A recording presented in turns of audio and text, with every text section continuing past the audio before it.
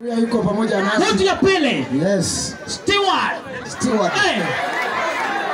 Mtu ya tatu. Alvin. Mtu ya nne. Shandix. Mtu ya tano. Ezekiel. Alafu watakuwa wanafunga jamvi na Sandboy. Watu wanakula leo hapa. Shuya anakuwa anaongoza kikosi. Na unajua? Yes. Wacha ni wa prepare in advance. Ni wape menu.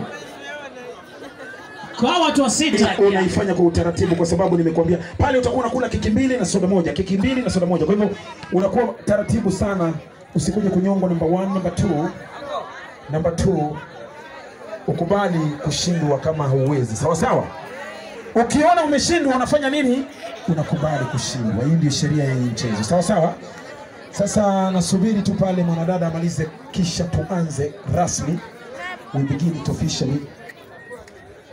it officially hapa.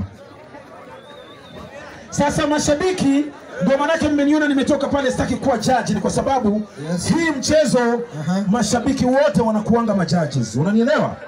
Wewe unaangalia mwenye hajafuata sheria, unasema yule pale. Unanielewa? Na mimi